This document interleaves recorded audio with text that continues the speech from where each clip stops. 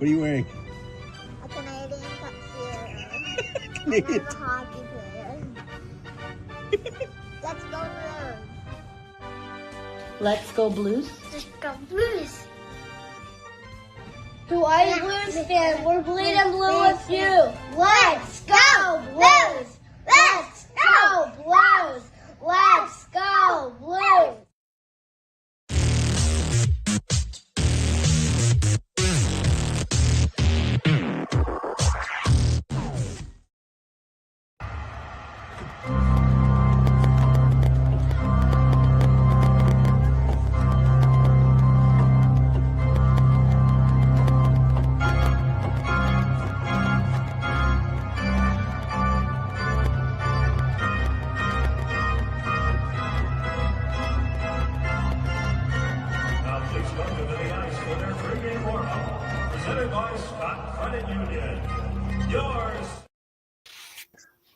NHL hockey playoffs fan report.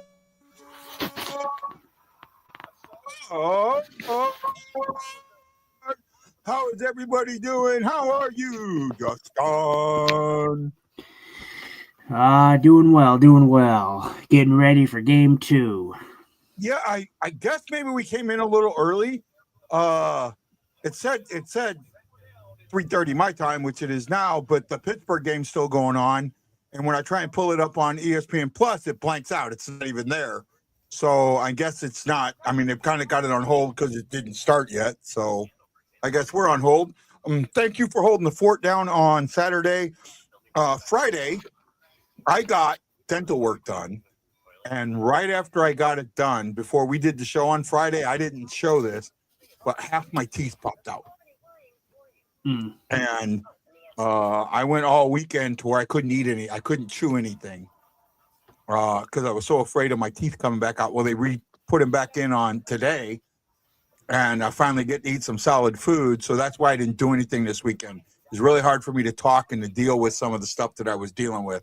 So I apologize to you on that. Yeah, no, you're good. You didn't miss much for game 1. Yeah. I did miss. Wow, the Sabres, man, they're not giving up, are they?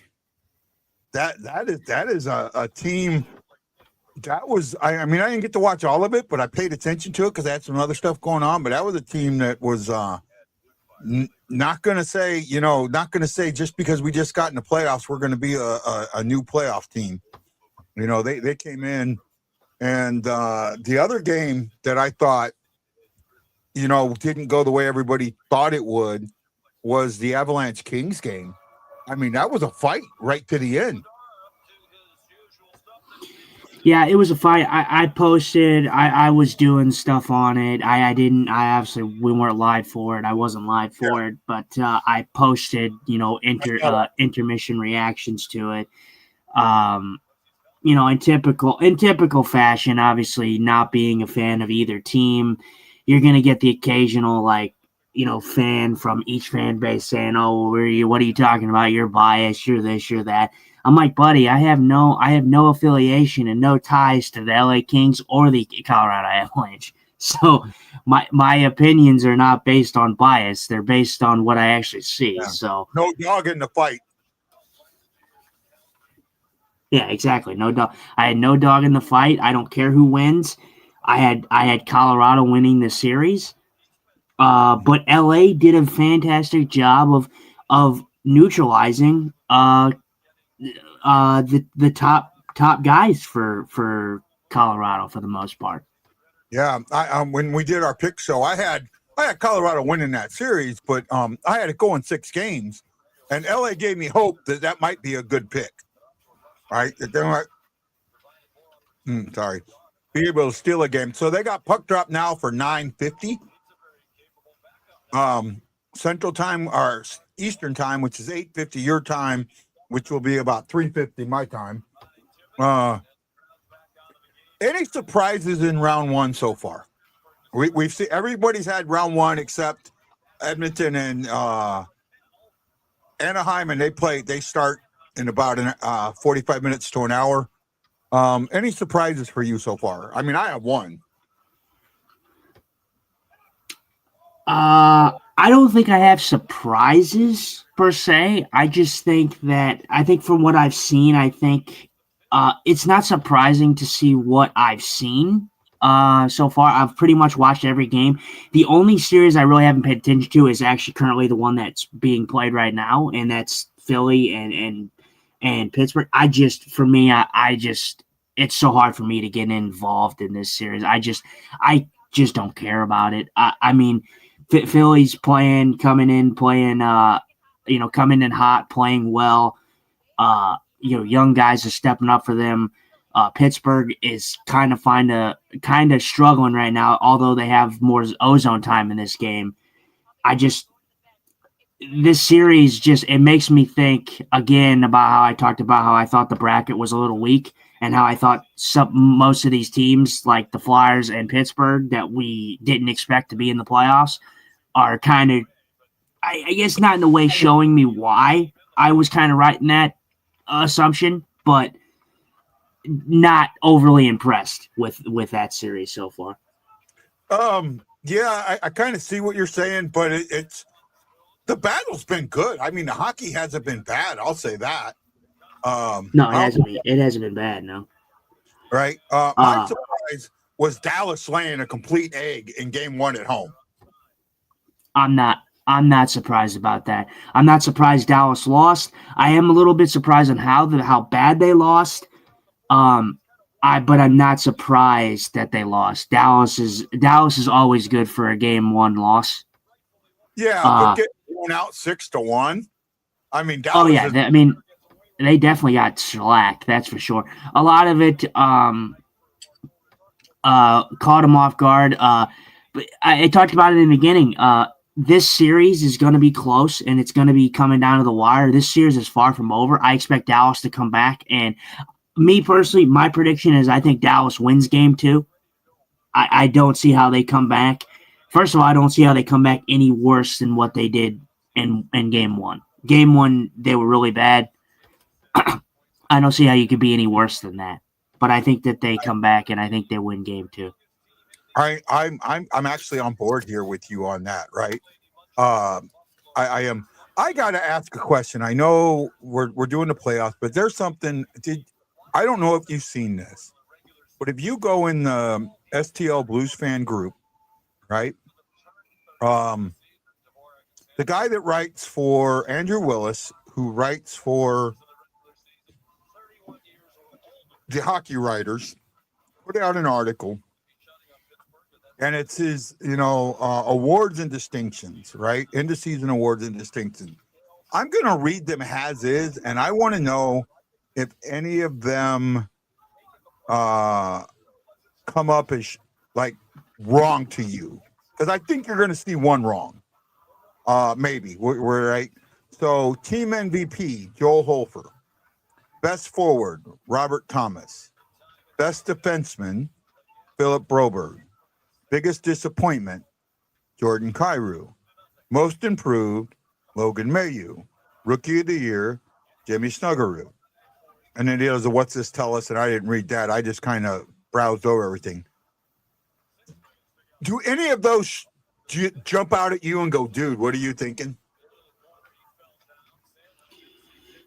I mean, the only one that I could really think of would be the biggest disappointment. I see there's so many players on this team that had a down year, and there's so many people that I can say that I was disappointed with this year. I mean, even just not even on the superstar front. I mean, you have to kind of put, even though I was positive on his game, after the Philly game or whatever, in the Philly game and on, a guy like Pavel could be up there for consideration on disappointed seasons. I do think that he's not far off with the Jordan Kyrou disappointing seasons, because, I mean, this is a guy that's, scored, 35 goals in a season. So the fact that he only scored, 18? What was it, 18, I think, this year? And 2 of them were empty netters, so technically he scored about 15 or 16 with the goalie in the net. So, I can't really sit there and say that it's not a disappointing season for him. I don't necessarily hate the I don't hate him as much as everybody Yeah. has got Well, onto him, though, if that makes sense. So for me, he said biggest disappointment. Yeah, Kyrou had a disappointing season. So did Robert Thomas.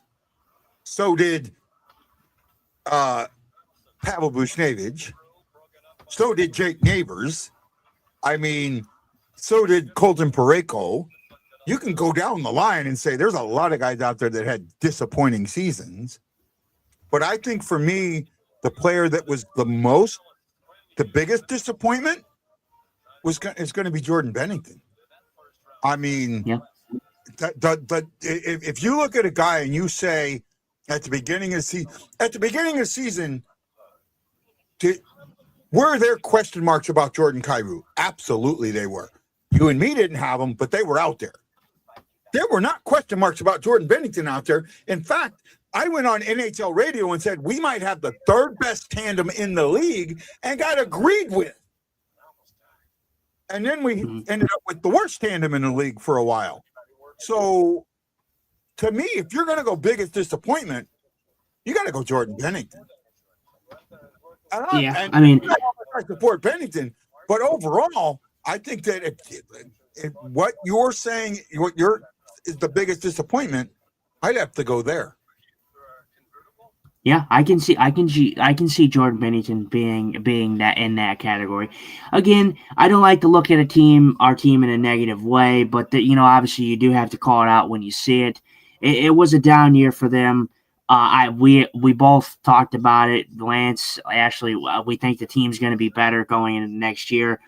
All of them had a down year, but there is guys on that list that you could put there. But I think Jordan Bennington is definitely a top candidate for the most disappointing. All right. This year. Yeah. And then the other one, team MVP. I don't agree with that.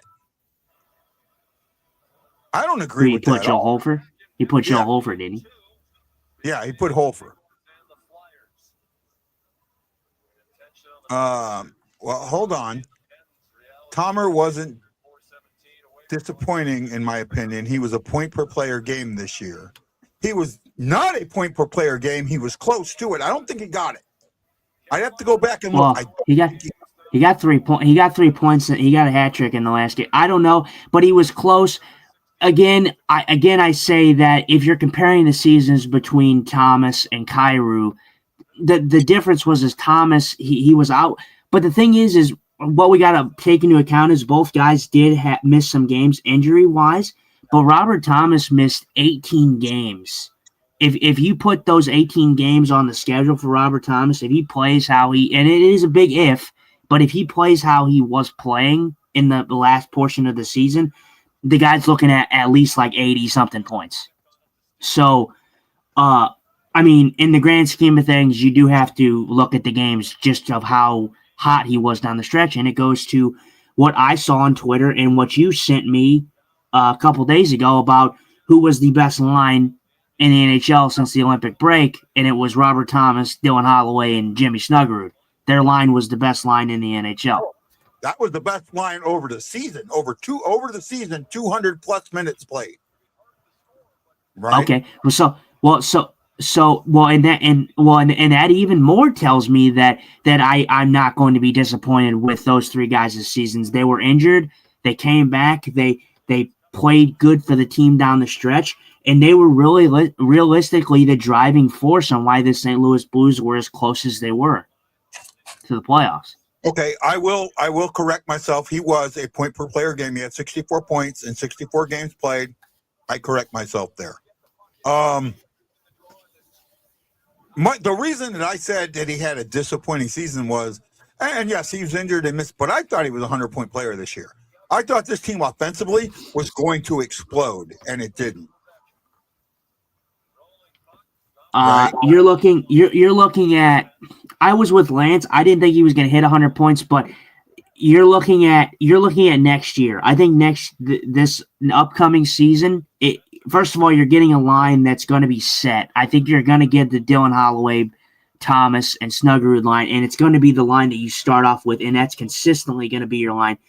The problem with it is Robert Thomas's line combination switched 25 times in the beginning of the season, which allowed him to not get any type of consistency, with building any line mates chemistry-wise. So I think if you're looking at 100 points, if Jimmy Snuggerud has the season that he does, and it's even better than what he did this year, you're looking close to 100 points. Yeah, and I also think with Kyrou, if Kyrou bounces back, and I think he will, you could see that, especially on the power play. You could see Kyrou getting back onto that first power play, right? And then you also got Carbonneau to figure out what's he going to do, And I could honestly say that beginning of the season, I thought we had possibly 3 Rookie of the Year candidates, and we ended up with almost none. I mean, Snuggerud's going to sneak in with some votes, like I said, probably get 4th or 5th, but he didn't have the season that we thought he would. No, right. Well, he was a guy too that was back and forth on different line. I understood that you had to change things up and you had to really get things going, but the consistency of having different line mates every single game was not helping this team. Okay, I guess the game's starting, so I'm going to try and run over to ESPN Plus and see if I have it on there now. Oh, is it on ESPN Plus now? No, it's on. Well, yeah, they're saying it's on ESPNU, but I'm going to see if it's back on ESPN Plus, because what happens sometimes is when they don't start right, they go away. They just go away. They don't actually keep there to where you can see them. So I'm hoping when I get ESPN Plus, it'll show back. Oh yeah, it is on ESPN Plus. So it looks like the Flyers are going to take a 2-0 series lead over the Pittsburgh Penguins in Pittsburgh. That's not good for the Pittsburgh Penguins because they're going back to Philadelphia. Yeah, so. I just seen this. Pittsburgh hasn't won a playoff game since 2018. Yeah, or 19. I'm sorry. Like I said, I'm sorry. This is the same thing I said about the Boston Bruins, and I stick with it. And Boston played a good game. They choked in the end, and then Buffalo was raucous, and they came back. I will say Buffalo they can't make it a precedent to be behind in games, though, because Boston's not going to allow them to come back in games like they did in the first game. So Boston was leading that game for the entirety up to the last 10 minutes of the game, where Buffalo scored 4 goals in 6 minutes. So, Boston I think is a weaker team, I do think, but they're not going to allow Buffalo to come back in games like that every time. So Buffalo's going to have to bank on getting leads early. By the way, forgive me for eating. This is the first solid food I've had in 3 days, 2.5 days. So I've got to eat something. I can't handle something anymore. Yeah, that's fine. But going back to Pittsburgh, Pittsburgh is again, and I hate to be the bearer of bad news and the Debbie Downer, but this is why I said the Pittsburgh Penguins. I don't think they did themselves any favors by being. And it sounds bad, but I just don't think that they did themselves any favors being a competitive team this year. I don't think they were going very far in the playoffs, and I think that once Sidney Crosby and Malkin are done, that team's future is a little bleaker than some other teams in the AHL. I think the Blues have a bright future. I'll say that. I think the Blues. Oh, absolutely. They're one of the teams with one of the brighter futures. Chicago, San Jose, the Blues, Utah. Those teams are going to have bright futures. But as for teams like Pittsburgh and Boston, I mean, yeah, they have some pieces. You have some of the few heavy hitters, but other than that, once those guys are done, those teams are going to be struggling. We're underway here in Dallas. Yep. So that went down. I don't know how you want me to run it. I don't know if you want me to do Well, technically, I don't know. I guess if you just want to watch it how we normally watch it, or if you want me to give some play-by-play kind of thing, or what. But If you want to get play-by-play, go ahead, and I'll be the color commentary, I guess you could say. I try my best. It's a fast game. These two teams are fast, but yeah, Minnesota did something really good in the first game. They really got at it, and they really took it to Dallas immediately. I wasn't surprised that Dallas lost. I was surprised on how bad they lost. We have an ozone face-off for Dallas. You can read the comments. I know you're... Oh, okay. Shockey said Buffalo's power play looks like they worry about what they're going to do once in the zone instead of getting in the zone. I wish the Blues power play would do it. By the way, Shockey, I sent you something. Can you look at it? Tell me what you think. Harley takes a hit behind the net on the wild forecheck. Good hit there. Philly took a 3-0 lead, so it might have been an empty net. So Philly is definitely going to take the 2-0 series lead on that one. Carolina, the series that has been the most entertaining to me watching is Carolina and the Senators. It's been fun. Both teams have been back and forth in this second game here.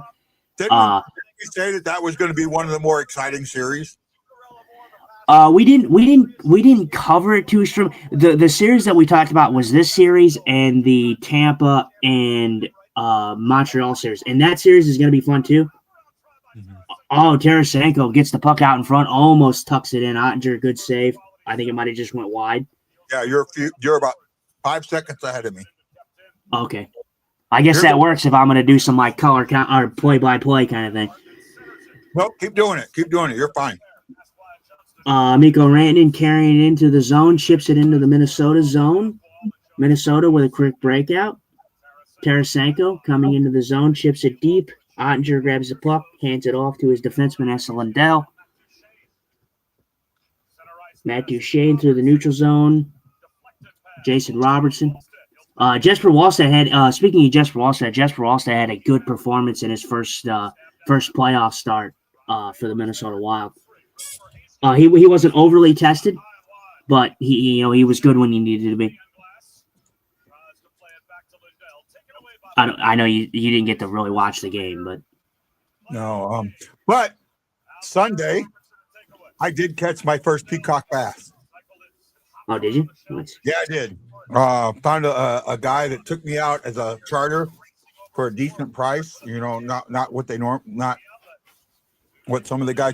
15-year-old kid took me out on his 27-foot John boat, and toward the end of the day, I finally hooked a little one. It's on my Facebook page. There's the videos there. You can see me. I had it with my camera. My chest camera caught it.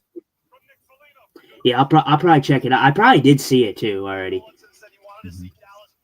Bogosian throws it across to his D partner there. They Wild get it in deep. Gets deflected in. No icing. Good forecheck. The Foligno brothers on the fourth line for Minnesota getting in on the forecheck as we know they are. Middleton circles it back to Trenyon. I thought this series would be a little more physical than it's been. Yeah, the physicality has not picked up as much as you would have thought. The physicality of Dallas obviously was frustrated, got a little physical near the end, but not overly physical. Oh, wow, what a hit there by Minnesota. I don't know who that was. That was Trenyon on I actually don't know who he hit right there, but a good hit there. Radek Faksa, Blues legend. Yeah. Minnesota Blues carrying that puck in the zone. Radek Faksa turned the other way to the neutral zone, chips it in deep. Sam Steele on the forecheck. Or Oscar Beck, sorry, not Sam Steele. Same number. Sam Steele was the same number as Robert Thomas. Harley shoots the puck. Oh, Faksa puts it right through the crease. Boldy on the forecheck. Harley, good spin move to get away from them.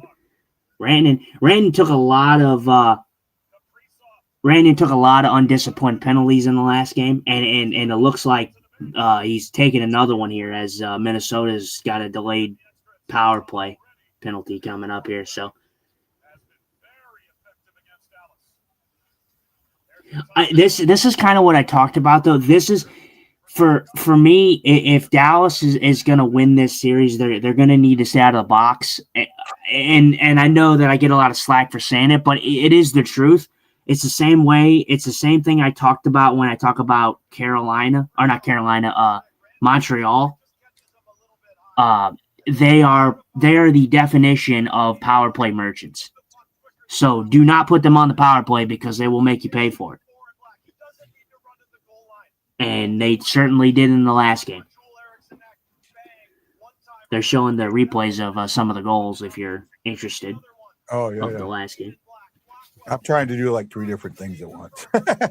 You know me. Joel Eriksson Ek scored 2 power play goals, both pretty much in the same exact spot in the slot, uncontested. What do you mean? What question? Oh, I thought somebody just scored. Nope. E says, my question, Benson, I didn't see it. E, what was your question? Carolina's a dark horse. I don't think they're that dark of a horse. Carolina's played the best out of any team that I've seen in the playoffs right now. They are absolutely killing. We talked about Carolina not being as physical and Ottawa winning that physical series, that physicality in the series, but Carolina, especially in the first game, they took the physicality to Ottawa.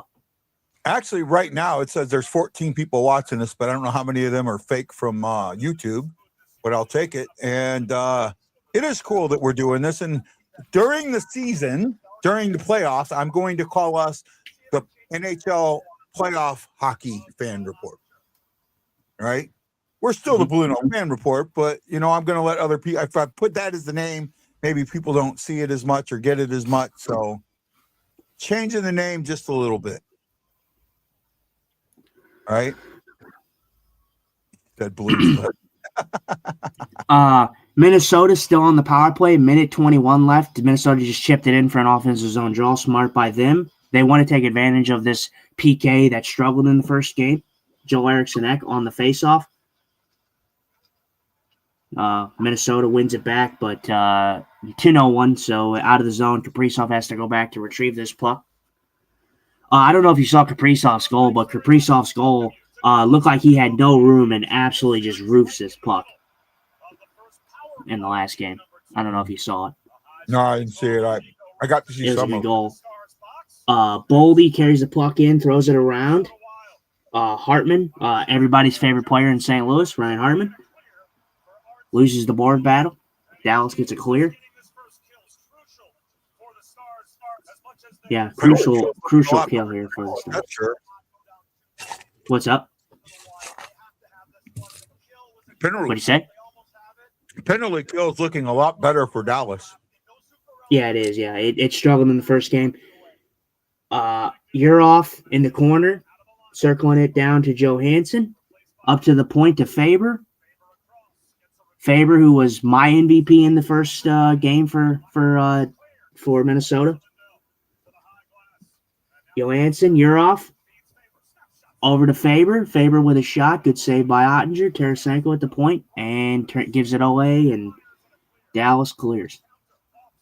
And Minnesota's offsides. And the power play is killed off. So Dallas gets a well-needed penalty kill. Yeah. Oh, that was a well done penalty kill. They never let poor Minnesota keep the puck in the zone. They never let him get set up.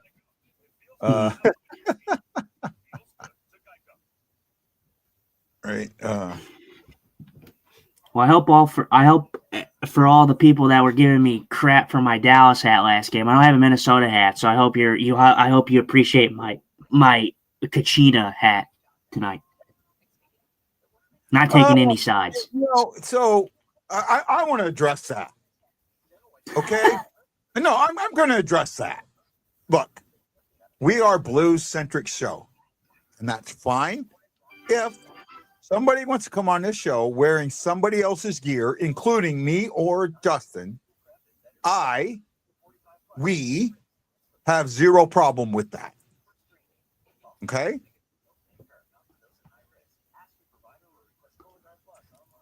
Guido asked, this is a good, do you see any position being added to / improved? I think the number 2 center spot is something that has to be added to or improved. I think depending on what you decide to do with the goalie, your backup goalie may need to be improved. And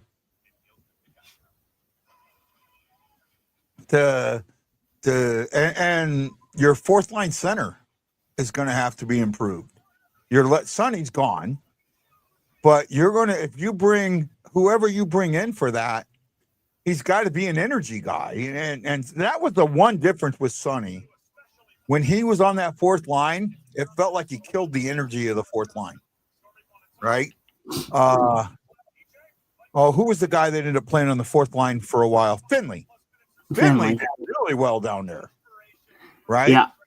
I think Finley I think will be an option on that fourth line. You could the thing is you have what you're shoring up though is you have quite a bit of options. Even Sundqvist not being here, you still have options. Finley I think will be here. Obviously I think you should keep Suter. Pius Suter. So Suter, he can play center. He doesn't have to play center. They had him on the wing quite a bit. Suter's a dynamic player. He can play anywhere. But you have Torchenko, you have Walker. You just have a plethora of guys down there. Sundqvist is a guy that, like I said, although a team guy, he's a guy that just doesn't have a spot on this roster. So and here's the good one. I've seen you, Shags. How you doing, Shaggy? He asked trade Bennington. Depends on what you're trading him for. What are you getting in return? Yeah. So I was talking with a buddy from my fantasy league, good friend from my fantasy league, and we were talking about this because I have 4 Blues on my team, and I need to get rid of at least 2, one if not 2 of them. And I have on my team right now do some trades and other things, and I kind of gave up on the year. I just kind of quit. But remember, I'm in a keeper league. We draft every year. Well, we draft every year, but you draft in draft picks. You're not drafting, resetting your team. I have Thomas, Bushnevich, Suter, and Bennington. Now, Suter I had before he got traded to the Blues. I just kept him all year. Bushnevich I made a trade to get because I got a first-round pick with it. Right? I got some good stuff with the trade. I gave up a goalie and got some good stuff with it. So I was okay with it. When it comes to Bennington, for me, there's a couple of things that are gonna manifest or determine what happens with Bennington. Number 1 is going to be what happens with Edmonton this year. If they get to the finals again, Edmonton is cup or bust.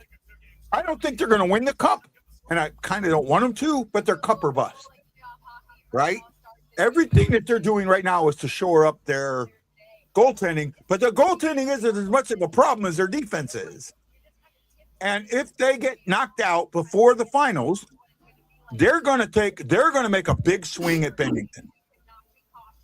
Problem is, first, one of 2 things. First of all, if they make that swing, it's going to be a big swing. They're going to have to give up a very good young piece, right? Like, they're going to have to give up somebody of Ryan Nugent-Hopkins' stature. They're going to have to give up a big piece. And they don't have a lot of picks, and they don't have a great prospect pool. So that's going to be one. What are they going to be willing to give up? And the other thing, if I'm the Blues, I'm still looking at this and going, and I know I've said this, and Justin, I think you sort of kind of agree with me. I still think Halford needs that veteran presence. I don't think he's the veteran yet. Right? Oh yeah, I don't think he's a veteran. Well, and I want to run this by you because it was circulating through my mind, and I still don't agree with what this team did. The thing that makes it difficult with Bennington, the problem is you have to get something for him. I can't sit here and say, okay, take Bennington and package him in a deal to where you move down in the draft, because it makes no sense because you're not getting a goalie in return. So you can't really do that because you're not getting a goalie, and none of the goalies in the Blues system are ready to come up and back up for Holfer. So you have to bring in a guy who's willing and able. The disappointing thing is I wish that this team was better and preferably not in our division. Oh my God! What a save by Jake Ottinger. Sorry, I had to pick that up. What a save by Jake Ottinger, keeping this game 0-0. Oh yeah, this there it is. Dallas scores. There you go. I don't know how this one goes in, but this looks like a nothing play, and it turns. We got the horn going for Dallas. Who would have thought a Blues fan would have got that horn going for Dallas? This is what we'll hear if Minnesota scores. Oh, no, wrong one. Ooh, this is a tough one. Well, you should have played that sound for this goal, guy. Look at how this goal goes in. It banks off the backboards and hits off the goaltender. Yeah, there we go. That's what we're going to hear if Minnesota scores. Did you see that goal? No, I didn't. I was trying to find the button. It bounced off the backboards and bounced back and hit Jesper Wallstedt in the back and just went in the net. That's a bad bounce. I knew it was a weak one, but it wasn't on him. It was just it was a lucky goal. Dallas might have needed that. I think Dallas they did. Here it is. They're showing it again, I think. Well, good drop pass there. Wyatt Johnson. Yeah, he just throws it to the net. It goes wide. Yeah, goes. I think Harley passes this back a good play, and then Wyatt Johnson just banks it. Did somebody else touch it though? No, I think Wyatt Johnson shoots it off the boards, and the puck bounces back and hits Wallstedt in the back and goes in. Yeah, I'm still not. I think you hold on to Bennington through the beginning of the season. And if in the beginning of the season you do another one of these dumpers where you dump it, you don't play well, then put him out there and see what you can get. But if you're playing as well as I think that this team can, you keep him. I'm okay Bennington walking next year with nothing if we make the conference finals. Oh, just wide. Sorry, I'm trying to comment on the game as well. Dallas, throws his puck, just misses. But no, again, let me start. Hayes get in, throwing this puck to the front, bounces all over us. No, but let me finish my thought. This team, I didn't like what they did. Just their deciding factor on who they went with, and I don't know if you'll like this or not. But I wish in a perfect world the Blues could make a trade with this team, but it won't happen because of where this team is. But UC Saros. Saros as if you want a veteran presence, there you go, veteran presence right there. Well, it's not. I'm not opposed to it. Robertson gets the puck. Duchesne, just misses. Sorry, I'm listening. I'm just. If I'm not opposed to that, but I also feel like Saros is one of those. He's got to have a good team around him, goalies, right? If there's a good team around him, he does well. If there isn't a good team around him, he's in some way Bennington-esque. Like his tirades are worse than Bennington's in my idea, right? Shaggy, that's exactly what I just said. Shaggy said I would keep Bennington to start next year and trade him midseason depending on how things are going. That's exactly what I believe. And like I said, I'm okay not getting anything for Bennington, him walking in free agency. If this team is a 1 or 2 team and does make it to the Western Conference Finals, I'm okay with getting nothing for Bennington. I mean, I know people think that that's a stupid thing to be, but I'd rather have a guy that I know can get me to the Western Conference Finals or beyond than get some draft picks that I don't know can do anything. Yeah, I mean, for me, I think with Bennington, I'm fine with keeping Jordan Bennington into the next season and starting him out. I do think that this team will have a better start, but again, like I said, once you do get to the point in the season, and if the Blues are in a playoff spot, then fine, whatever. You can run through it. You can take your run at a playoff run with Bennington if you're in one, if you're securely in one. But if you're not, I'm still under the impression that you don't have to get rid of him in this offseason, but you need to trade him in the midseason if we're not in a playoff spot. Okay, that very good point. If we're not in a playoff spot. Now, I would say I'd caveat that if we're not in a top 3 spot. If we're in a wild card spot, I could see making the trade. If you're in wild card 1 and you're 4 or 5 points out of 3, then yes. But if you're in wild card 1 and you're within 1 or 2 points, you're like bouncing between wild card 1 and 3, then no. But if you're in 3 or better, then no, I keep him because come playoff time, and we've already seen this happen. This is how short-term memory Blues fans are. We have seen a backup goalie or a second goalie outplay Bennington, but when it mattered, fail, and Bennington come back and save this team. Oh yeah, that was just a complete. Yeah, just a lucky bounce, lucky goal. But like you said, Dallas needed it. Dallas needs to come alive here. I still haven't felt Dallas hockey yet. I tell you what, I put that goal a lot more on Winstead than you do.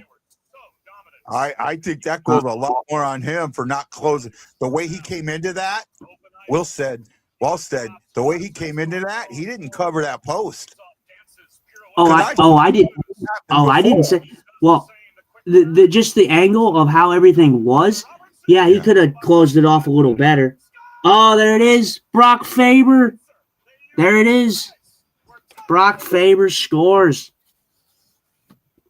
Good play by Brock Faber. Brock Faber is going to be something special for the Minnesota Wild.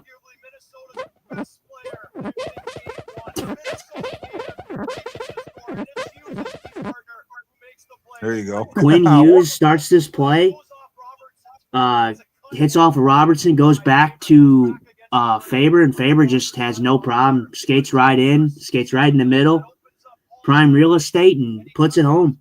Oh yeah.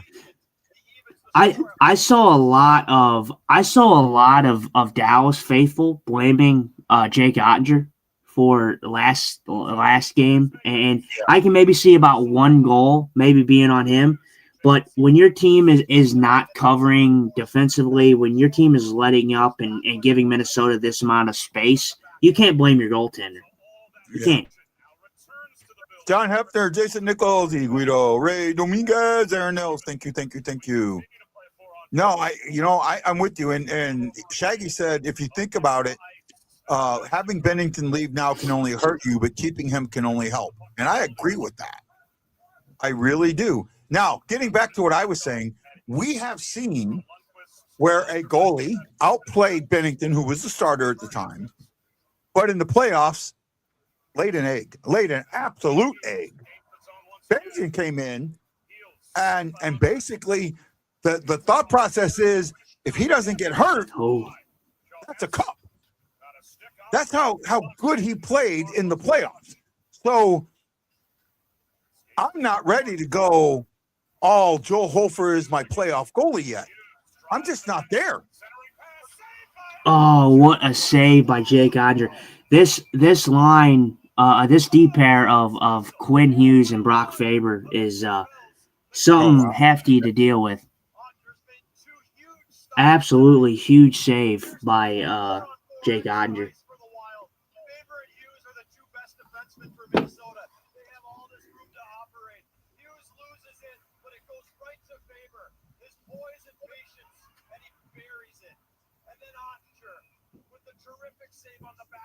Oh man, what a save by Jake Odger. That would have made it 2-1 for Minnesota. Yeah, that's what you call a very very timely save. Yeah, Dallas has got to do a better job helping out Jake Odger. Odger has been left out to dry way too much. He's not getting the coverage. He's not getting the support that he needs.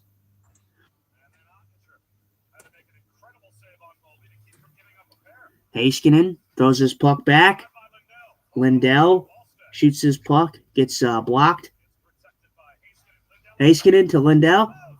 Oh, Lindell hits the post. Oh, why Johnston? Oh, why Johnston gets blocked. Tries to reload and shoot again.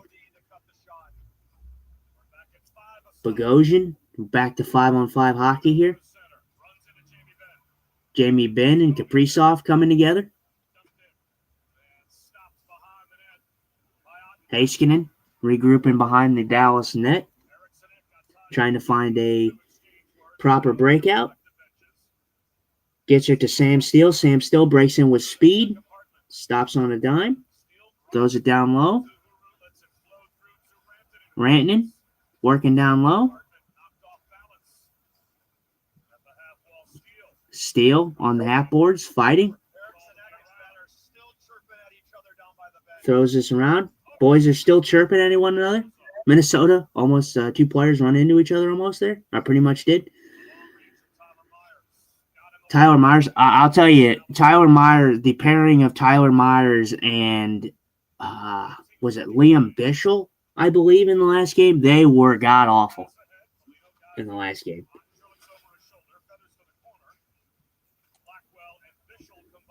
Bichel, Blackwell, third line kind of on the ice.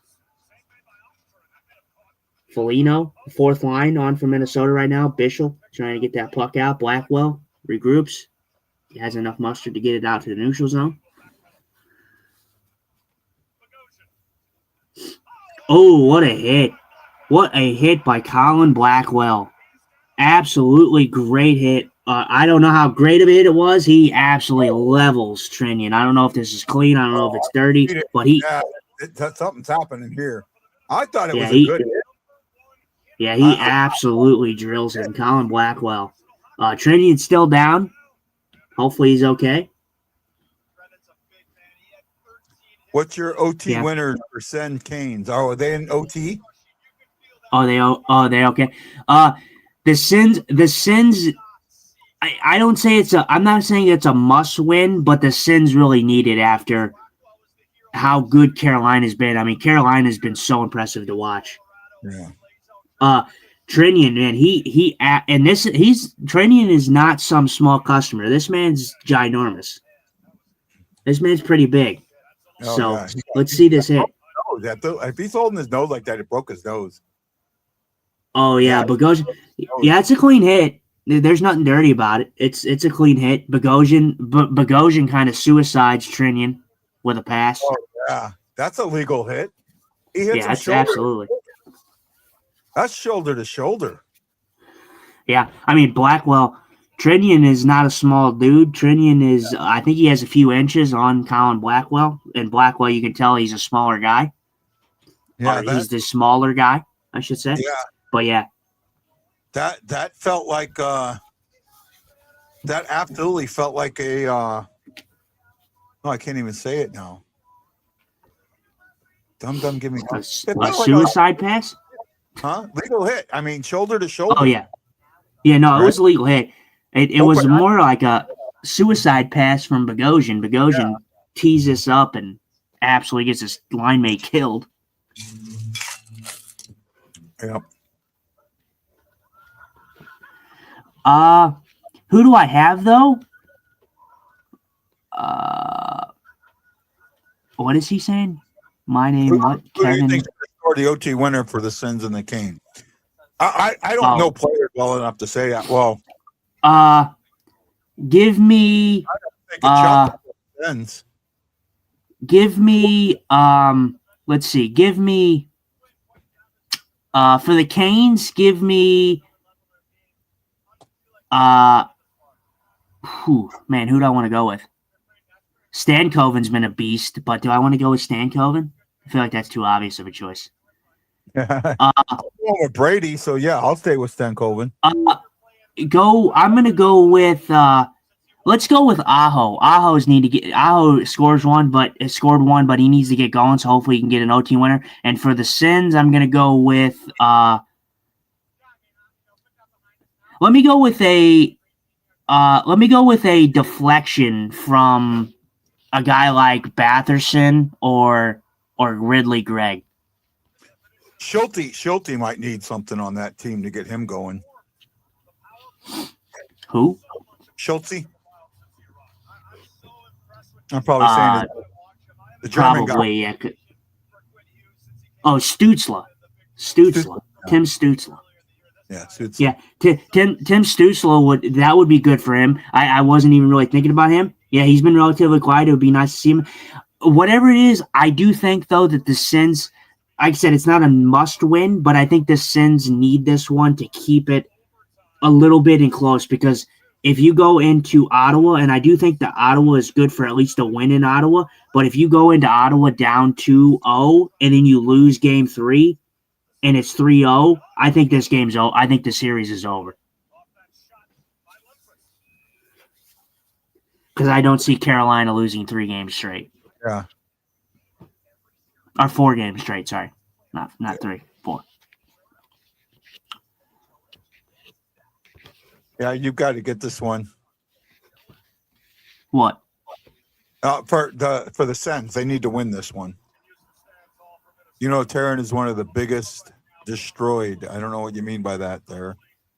Trinian is one of the biggest guys in the league, and he just got absolutely killed in that play. Right? I mean, that was mostly on Bogosian. Bogosian suicides him a little bit, because it was a clean hit. Johansson gets his puck out. Oh, breakaway! What a save by Jake Ottinger! Unbelievable. This guy is just insane, man. Now we'll get the breakaway. Yeah. Boldy, a guy like that too, a guy with so much skill, and Boldy who has a breakaway like that, and Ottinger just making it look routine. Nope. What a save. Cardinals are not too bad. They're having a surprising start to their season, but I'm waiting for it to fall apart. They lost today. They did, yeah. Yeah, 5-3, I think. 5-2, 5-3, something like that. But yeah, they just swept. I know they just swept the Astros. My Braves kind of have an up and down year. Not off to a fantastic start. But 4 minutes and 15 seconds to go in this period. Minnesota on the forecheck. Dallas gets the puck through the neutral zone. Heiskanen carrying this in. Trying to throw this to who was that? Heiskanen at the point. Throws his puck. Just misses wide. Duchesne carrying this puck back to the neutral zone. Spins. Oh, pretty much turns it over to Ryan Hartman. Ryan Hartman kind of gets away with a little bit of a hold there on Bischel. Gonna let that one go. That's playoff hockey. Good shot there. That hit back there on Turner. That was playoff hockey. You go over the middle unprotected like that, you're gonna get hit. I got a lot of slack for saying I was talking about there was a play in the beginning portions of the game of LA and Colorado, and I said that Colorado got away with an interference, and my comment section got flooded with Avalanche fans saying, oh, it's not a dirty hit. That's a clean hit. Brother, I never said anything about dirty. I didn't say dirty. I didn't say it was a dirty hit. I said it was interference. Yeah. Something could be interference and not be dirty. This was clearly interference. Josh Manson, he doesn't play the puck, and he hits the guy that's running to the puck. I believe it was Scott Lawton. And I'm just like, come on, man. Just like, don't be a biased ass fan, man. Come on.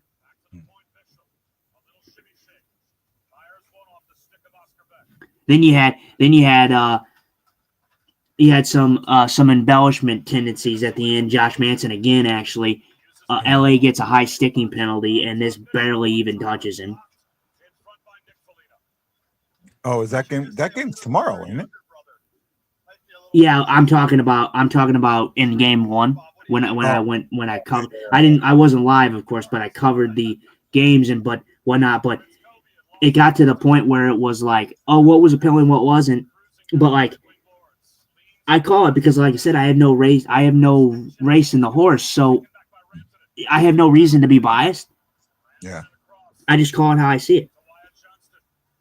Wyatt Johnston, good turnover there by Minnesota to turn that puck over, to get that puck back. NHL can only change. Let's say they can fix one thing between this season and next season.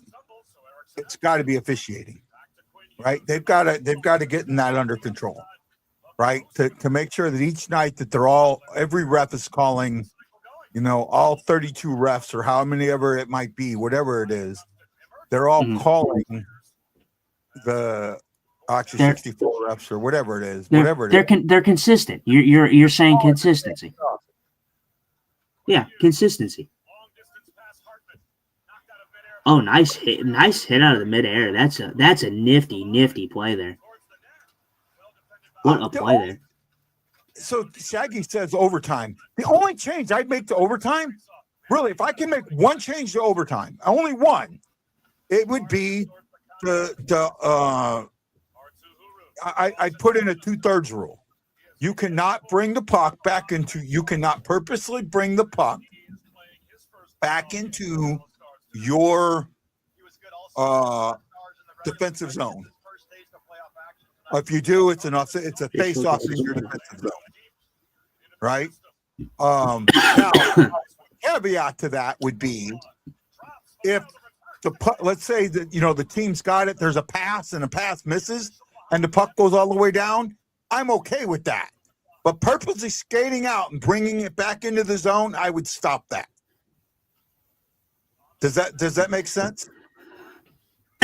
Oh yeah, I'm with you. For me, honestly, my thing, like, and I've talked about, I think you're right. I think the one thing that I would change would be the consistency. It's a hard kind of thing to fix, but if you're asking me, oh, what's the one thing you would want to fix if you only had one, a chance to fix one thing, it would be the consistency. My thing actually might surprise you. And I don't even think it's more, I think it's on the ice, but I don't think it is really on the ice. And I don't know if you know where I'm going with this, but I think the one thing that they need to fix is player safety. Yeah, but I mean, that's kind of a harder one to I see where you're going, but I would be fixing some other things before I fix player safety. Right? I think you can't bring the puck back behind your blue line more than once in OT. No, I don't think you could. Once you cross your blue line, you can't come back at all. Right? Or actually, let me rephrase this. Once you enter the offensive zone, you cannot bring the puck back into the defensive zone unless, quote unquote, purposely bring it back. So, for example, a guy passes the puck and it bounces off the stick and goes all the way back in the zone. I'm okay with that. That was not purposely taken back in the zone. But a guy that skates it out of central, out of the offensive zone, and then goes all the way back, that is wrong. Right? That is wrong. And then I think I would also look at, now I talk about a pass, and that's fine. And what you might see some teams doing, taking the puck and just firing it all the way down there, that would be the same thing. It has to be a legitimate missed pass, not you just firing the puck down there. And yes, that's a judgment call, but I think for the most part, refs will get that right. Shot says make me see the short change. I'm okay with that too. They do switch sides though, right? They make it the long change, make it the short change instead. Not in switch. what? You're saying don't switch sides. Oh, yeah, no, I don't have a problem in the regulation. I don't have a problem with the whole switching sides. I just think the long change in overtime, especially if you're playing 5-minute overtime, and with the way the rules are, with the fact that you're able to just take the puck out and just circle around in your zone, carry it out, and then just wear guys down, and then they're incapable of making a change because they're tired and it's a long change. I don't like that. So you either have to implement the rule that that guy was talking about, where you can't take the puck out intentionally, or you have to change it to where the change is not a long change, it's a short change. Yeah, one of the two. I'm with that. But I'm with you. There's bunch of stuff that the NHL can change, but we're going off of one thing. I just was bringing it up because I think it's an interesting topic because no one really talks about it. I personally think that player safety is a thing. Obviously, it's not in the game aspects of things, and I mean it is a little bit because of but I think keeping players safe is important, and I think the first step of just getting everything right is, I know you don't like it, but Peros should be gone. A few years back, I said the DOP are dopes. DOP, and I put the E, a small E, with the DOP, small E, and then a S, because they're not. You talk about consistency; they're the least consistent one in the group. I know. And that's kind of why I was thinking outside the box and throwing that one out there, because I don't think most people think about it. I think most people think about the game, like the physical game changes, but I think that these players need to be safe. And I know you don't like when I do it, but the first thing to change is Peros needs to be gone from his position that he holds right now. He needs to be gone. I am not completely opposed to that. What I'd like to see, though, I'd like to see one player from every team have a Department of Player Safety representative. And if let's say there's an issue, right? Teams from you take 3 players, 3 of the representatives that are not playing the team that either one of the teams that were involved in the next 10 games, and they're not in the same division, not the same conference, away out of it, and say, okay, you get to weigh in on it too, right? And I think that would be a good way. And the other thing that I think needs to change, and this is something that it's not the NHL that has to change it, it's the NHLPA and the NHL, because it's a CBA issue, is fines. Fines should not be a dollar amount. They should be a percentage amount, right? A first-time fine is 1%. A second-time fine is 2.5%. Third-time fine is 5%. You suspend a guy, it's a game check. Okay, great, but if it's just a fine, it's $5,000, and $5,000 does nothing, right? And you can make the fine 1% of his game check, or 5% of his game check, 10% of his game check, 15% of a game check, right? Because their play's broken down by games anyways, and it's a pre-taxed fine, so it affects it even more. I'm all for that. They're showing I'm on ESPN Plus, and they're showing the overtime between the Senators and Yeah, I'm watching it too. yeah. Good stick there, Mike. That's a good way to kind of put some. The one thing about hockey is the one game above any other that polices itself for the most part. For the most part, it polices itself. However, the police need a little bit more incentive to police a little better. Right? And I just think the fines aren't enough. Yeah, and we're talking. You're talking about fines, and that's a good point. I think another thing that the NHL needs to adapt, and we talked about this on the show, that I would be all in favor of.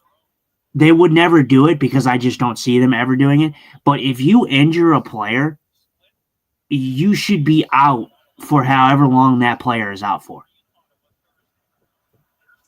I love that, and I hate it at the same time. Yeah, I know. Yeah, because then you get into the situation where freak accidents happen, right? Yeah. So, right. But let me put a gray area in with that then. Like, I think it would have to be like the only way that would ever be implemented is if it was like you got called for like an intent to injure. Like if it was like a 5-minute penalty, like if there was intent to injure, which they have called before, which is a penalty. If you're getting an in, like because you can't like have a guy miss games who like had a tangle up with a guy and then just like absolutely like accidentally fell on him. I'm talking about like cheap, dirty, really out there hits, really out there dirty, cheap shots. Like, there's ways to distinguish it, and it's not that hard to look at. Like, if you call a 5-minute penalty, chances are you intended to injure that person. I mean, not all the time, but most of the times, yes. Right. Who is the most fined player in the NHL? I don't know. I don't know either. I couldn't even tell you. That's a good question. That's a good question. To find out. You could find it out, but it'd take a little bit. And then intent to injure can be a mistake if tangled up. I mean, that's true, and there is some back and forth with that, and I get it. There's and again, this is all stuff that all of the player safety stuff is CBA stuff, right? All of it is CBA stuff. So that's where it makes it a little different, a little bit harder to deal with. But there are things that can be done to make the game better. There absolutely are. Every fight is intent to injure. Yes and no. I mean, yes and no. And but we're not talking about. We're talking about dangerous. We're talking about an unprotected player, a defenseless player, getting nailed. On getting his back pushed or getting his head pushed into the board. Boarding, kneeing, like anything that is intentional. And again, I get it's a gray area, but it is not that difficult to go on the replay and look to see there's intention. They review that type of stuff, 5-minute penalties. And I get that accidents happen, but I think that it would be a great way to really deter these players from making these types of hits and types of plays. If you say, okay, well, if you do something like that, if you're cheap enough to do that, then you're gonna miss out on some of the money that you get to play the game with, and you get to sit. You don't get to play until that player comes back. So you get you reap the benefits of what you sow. The other part of that is like if it's an injury that goes beyond the next season, I say that penalty ends at the end of the season. Oh, absolutely. Right. Yeah. You can't. Yeah, you can't. But see, the thing is if you are out there, obviously, I know anything freak accident could happen to where like one wrong move could really hurt you for seasons. But like if you're really making a hit or a play that results in somebody missing multiple seasons of their career, you got a serious problem on your hands because you should not be out there. You should be competitive, but you should not be out there trying to kill people. the concussion protocol things. I mean, I know Mershad's gave people concussions. There's other people that have given guys concussions out there. So I have a question. Though. So for this question, who's someone asked, are you asking who's the most fined player in the league right now this season? Or are you saying like as a whole? Yeah. And actually, we had someone get slew-footed this year. We brought up slew-foot. Who was it? Didn't Cairo get slew-footed? Isn't that why he missed some games? It was either him or Suter. So one of them got slew-footed. Yeah. Yeah, I think it was him or Suter. And it was by actually Ottawa, one of the Ottawa guys. Yeah. That did it. So. But yeah, I mean that's just my opinion. Obviously, it's a gray area, but I think that it would really deter players from making dirty, cheap hits if they have a repercussion of missing some time of their season. Yeah, well, it should, but it doesn't always It doesn't always. Now they have that repercussion now, right? They could miss 5 games, they could miss 10 games, and that goes into the player assistance fund. But here's the thing. Let's say this. Let's say player A misses out. Player A hits player B with a dirty hit, and player B's out for the season. Who was the guy that hit Matthews? Radko Gudas. Radko Gudas currently holds the lead for the most fine this season. Okay. If Gudas tore Matthews' knee, Matthews was out for the season, right? So Matt Gudas should have lost his paycheck, right? Now, here's what I think should happen. He's out. He loses his paycheck for the rest of the season. But that paycheck goes to the league fund. The other half goes to the team that he injured. So here I'm going to ask you, because it's interesting, because we're talking about who is the most suspended and fined NHL player in history? Wow, that's It's believe me, don't think too hard about it. It's not that difficult. And I will give you a hint, he plays now. It's a current player, isn't it? It's a current player. He plays now. It's either Marchand or Tom Wilson. Who do you think? I'll go with Wilson. Damn, I wanted you to win. Nope, Marchand. Marchand is the one who holds the record. But you are right. It was one of those two. Marchand holds the record for historically being the most suspended and fined, while Tom Wilson holds the league lead for most penalty minutes, total career penalty minutes.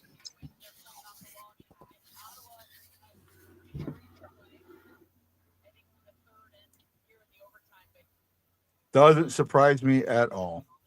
No, it doesn't. But yeah, I'm surprised. I think surprisingly enough, this player there's Radko Gudas, what we talked about. He leads with the highest fine of this season.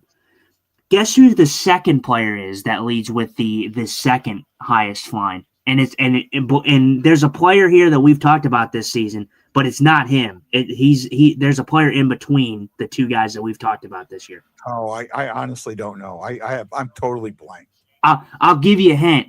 You'll never guess it, but I'll give you a hint. They're in the playoffs. Is it a Central Division? No, they are not. They're in Eastern Conference. Eastern Conference. Eastern Conference. That's all I'll give you. Kachuk? What's up? Kachuk? No.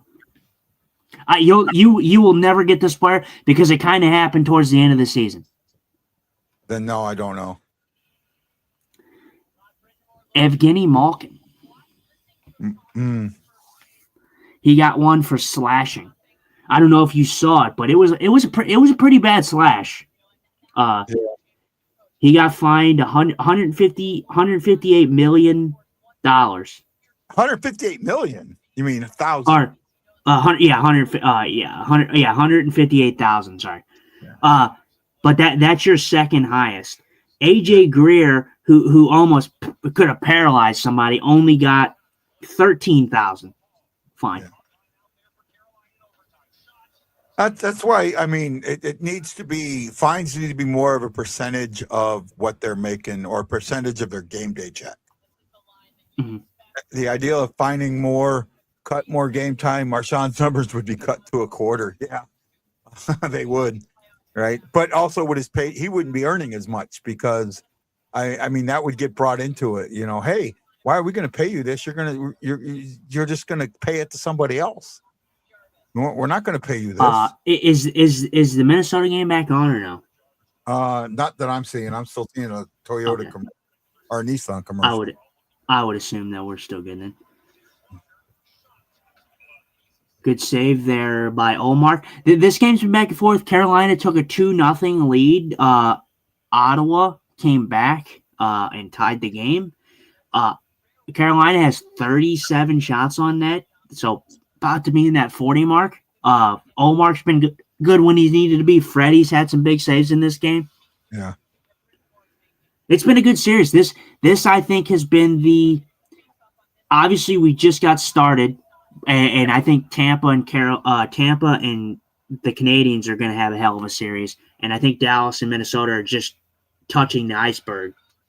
Yeah. But this series has been the best from the two games that I've seen so far.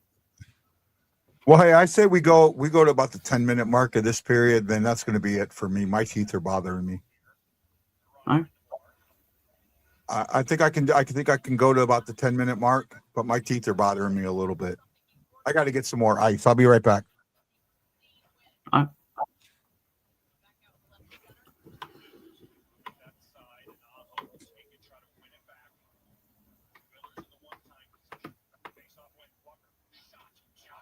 Oh, just wide there by Sean Walker there of Carolina.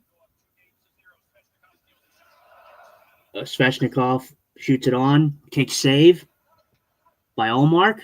This puck gets thrown around. Good forecheck there. It's going to be icing on Ottawa. Shots 38-28 for the Carolina Hurricanes. Let's see. Let me go over real quick and see if Dallas and the Wild have started second period. They're about to start. Depending on the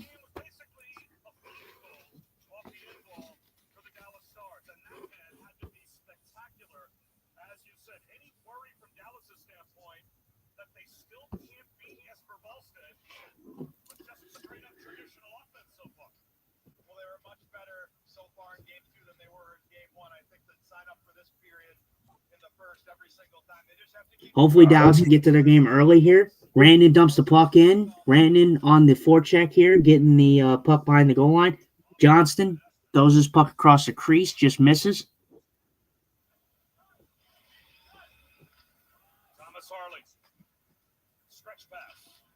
Harley tries to throw his puck. Kaprizov gets this puck, throws it in deep. Ottinger back to move the puck. Got it out to neutral zone. Tarasenko, but Minnesota's offsides. Jared Spurgeon. Right, let me switch over. I'm gonna keep switching over. I kind of want to see how this Carolina Senators game plays out as well. Excuse me. I didn't even hear you if you did something. Yeah. Stützle. Kachuk backs his puck up. Oh, good pass this time. Stützle gets. Oh, he hit the post. That was the game right there. He hit the post and went right back to the crease. Oh, my goodness. Senators almost get the win there. Couldn't have got any closer there. All right, back to Dallas. Bork tries to get that puck in deep. Doesn't get it far enough. Puck gets deflected out of play in the neutral zone.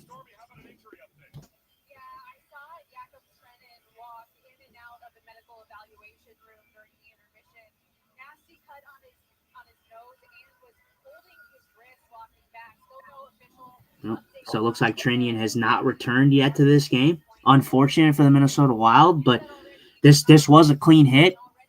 You know, hate to see it, but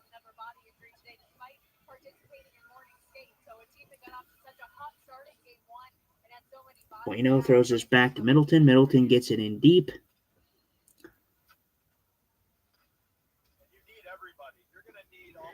Middleton back in his own zone, gets the puck up quickly.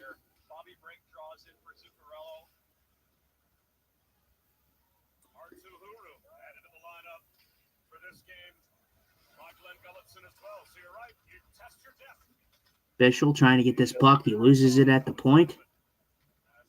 Myers turns the puck back. Steal.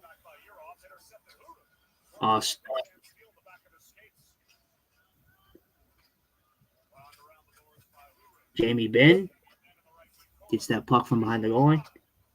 Bischel throws his puck, misses wide.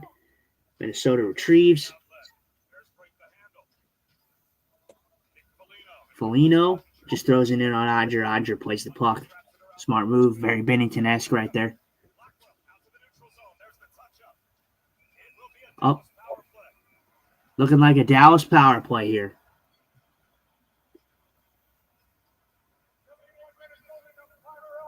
Yeah, elbow to Foligno.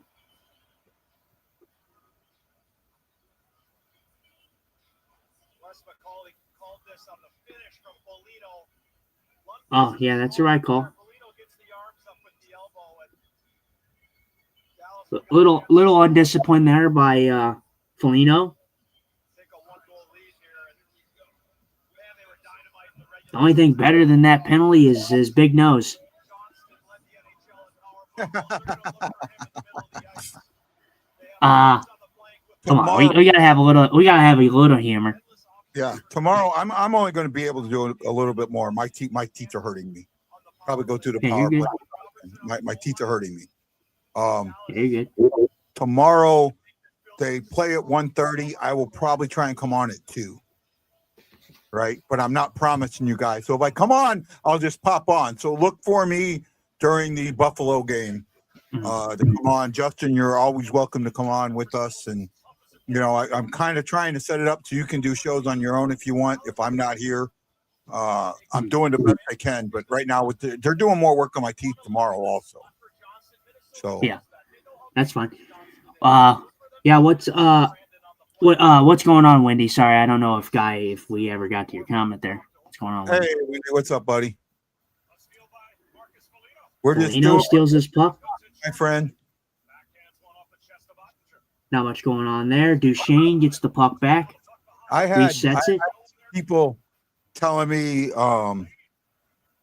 talking about, you know, I was thinking about this, and I'm going to bring up a sore subject, but this isn't aimed at you, okay?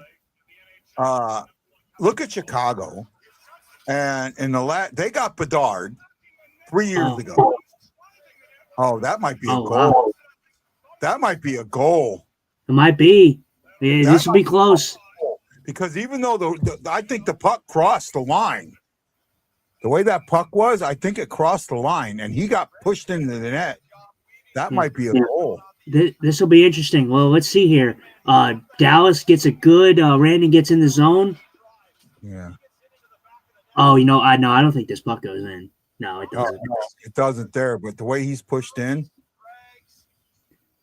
Yeah, he gets. He kind of gets tripped. Kind of gets propelled into the net there. By good job by. It should be, but it won't. Yeah. Yeah, it should have been a penalty. Rantanen goes into the net hard and then gets shoved by a defenseman. I'm surprised. Here's something interesting that people don't know. He goes into the net, knocks the nets off the mooring. The player that has the puck fires the puck, and it doesn't go in the net, but it crosses the red line over the blue paint and keeps on going. That would be counted as a goal. As long as the whistle didn't go, that would have been a good goal. So that's Brandon gets his puck to the front. Good cover by Boston. Say again? No, I just was calling out the play. Well, a la 2019, the Blues scored a goal like that in 2019. The Blues scored, passed the puck across, and the Blues scored, but the shot was already coming through. but the net got knocked off the moorings, but it still counted. I don't remember that one. Yeah, I would I believe it was in that run. I would if you because I always watch it sometimes. I always love going back and reliving the Blues video on YouTube for the Cup. So if you ever go back and watch it, then they show the goals, you'll see it. The one that I remember the most is the Parayko one. Yeah, that was the one. That was the one that hit off Ben Bishop's collarbone. He says the Blackhawks got Bedard at the very beginning of the rebuild, and the Blacks are now shifting the rebuild. Oh, Wyatt Johnston, good move. Conversation. You finished last place in the division 4 years in a row. What happened? I didn't even hear what he said. So he said you were bringing something up about Bedard and the Blackhawks, and that's exactly what I was bringing up. You know, everyone wants a superstar. Well, Bedard goes to the Blackhawks, and they've gone nowhere. He scores. Sorry, I had to call it out. What a play.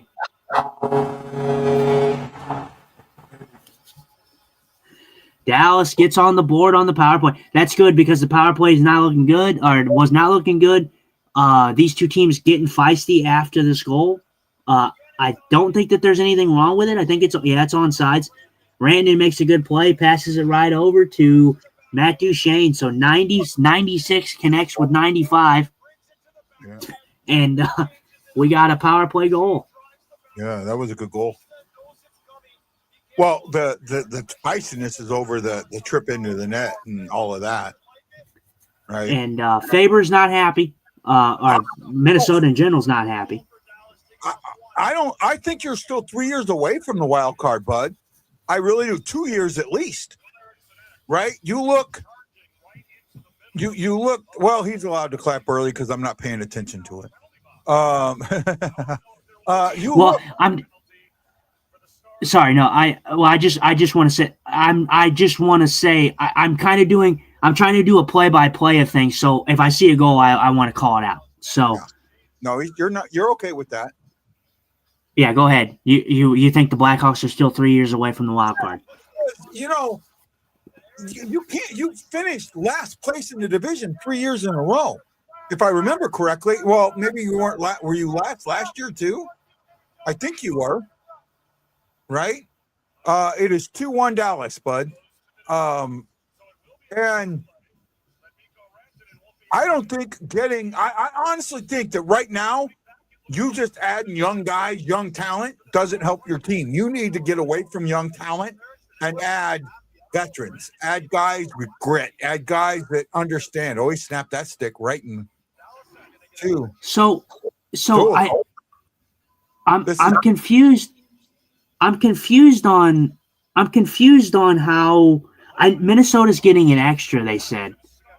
But I'm confused on how I get that there's a scrum and you want to calm things down, but I'm not going to be like some homer here. I'm not against Minnesota, but how does Dallas score a goal and then Minnesota initiates this scrum, and then Dallas is getting how are they getting penalties? I don't know. I mean, like I said, I'm not trying to be a homer. I know it may come off like that, but again, the Dallas just scored a goal, and then Minnesota came over frustrated about something.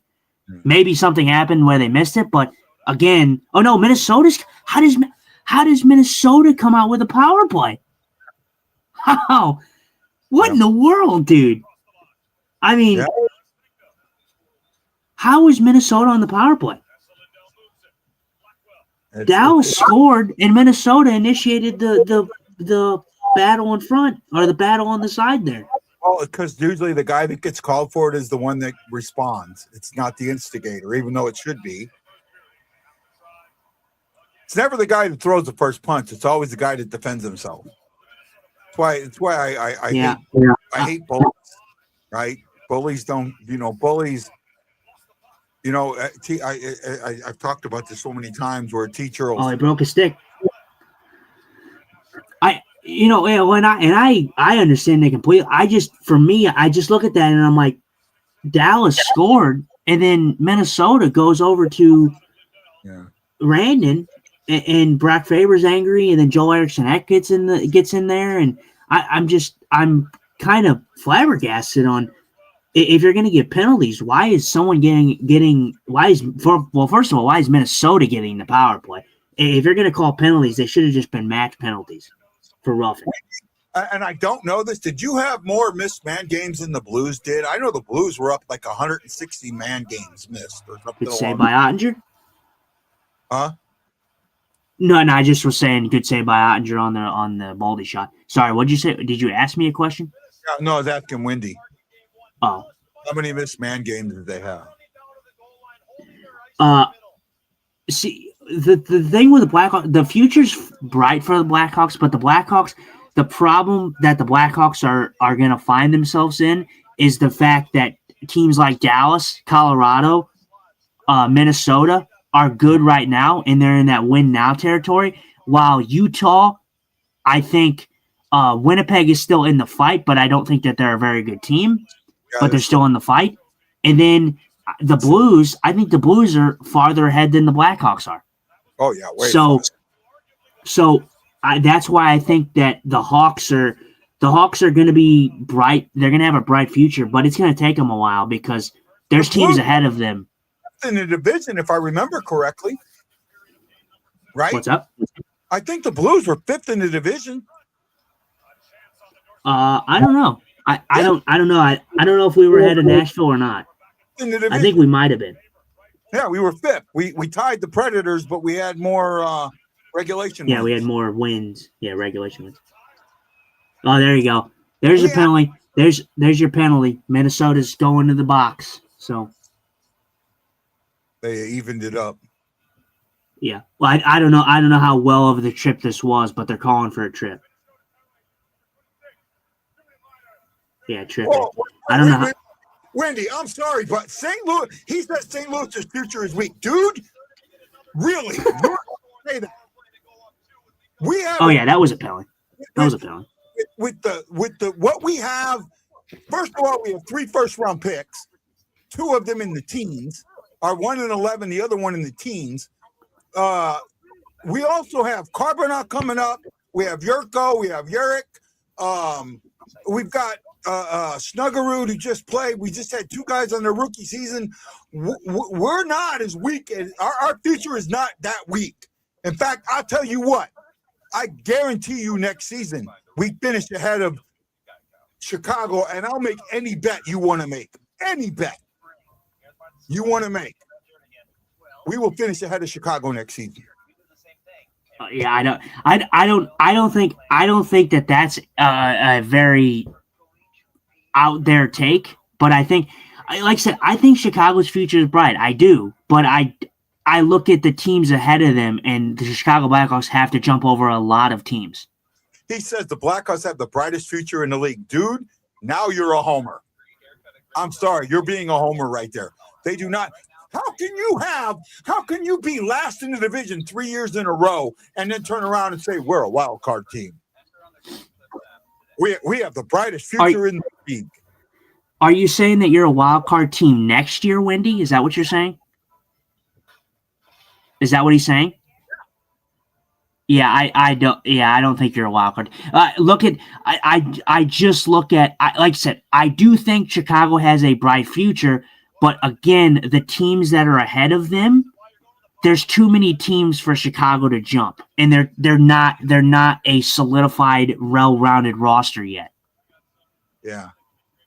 Bedard is coming into his own, but I'm with Lance on this one. I think play homer. I'm going to call you out when you play homer. You call me out when I play homer. And I try and play down the line.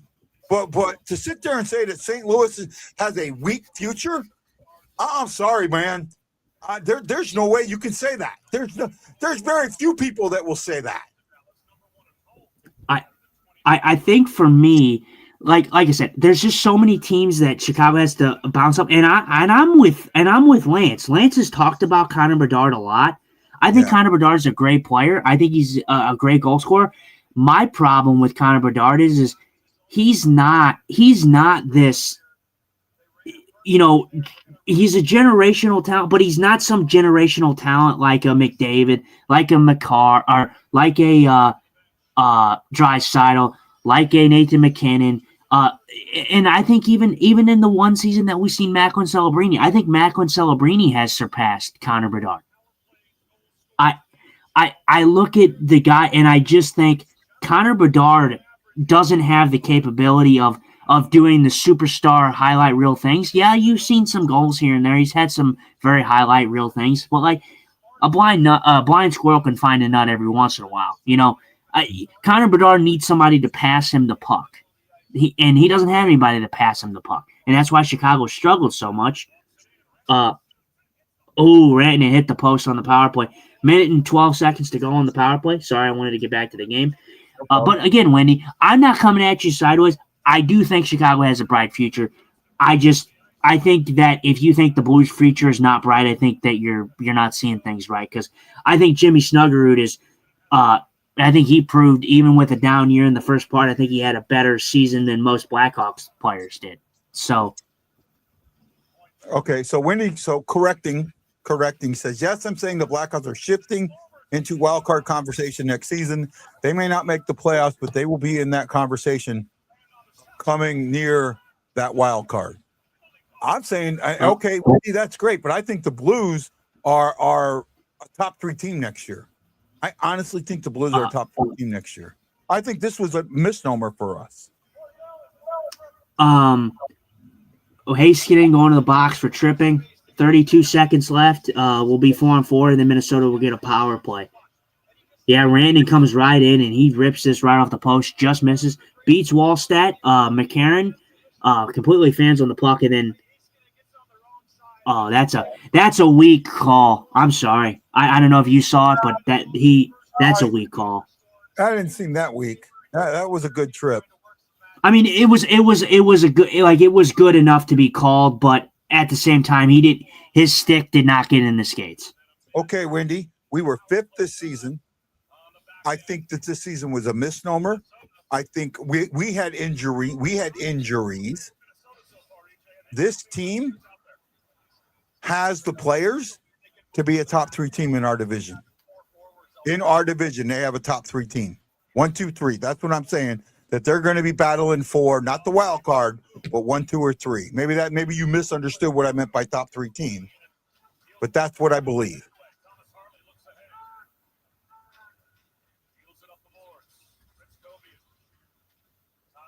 Right.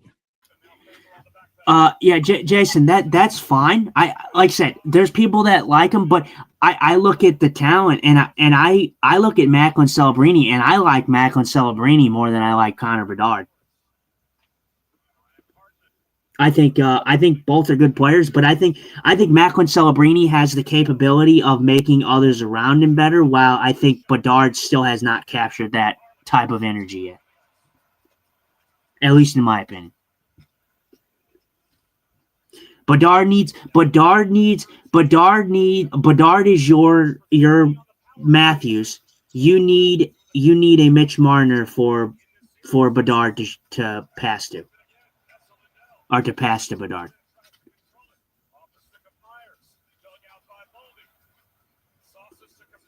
Kaprizov up to the point. Hughes at the point, throws his puck into the corner to Boldy. Boldy trying to get a handle on it.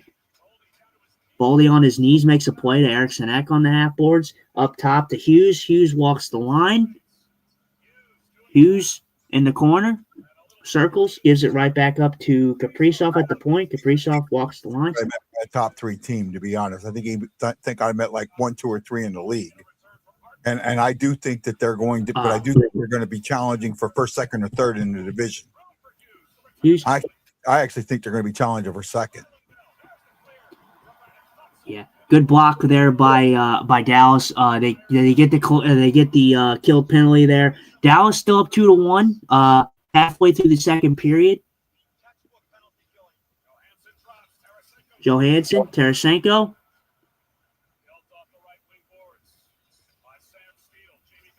Trying to get this puck in. Sam Steele making a good effort for a forecheck. Jamie Benn in the corner, loses it. Johansson gets this puck to the neutral zone. Nice straddle of the line there to keep on sides. And I saw something where Chicago was one of the oldest teams in the league. For a team that's supposed to be getting better, younger, they were one of the oldest teams in the league. I think Pittsburgh holds the oldest team in the league, though. I don't remember if I've seen it. I think Sam Steele has the puck. It gets this shot on. Jesper Wallstad with an easy save. Just covers it up. If Monty doesn't make the playoffs in 26-27, is ready. Monty's not getting fired.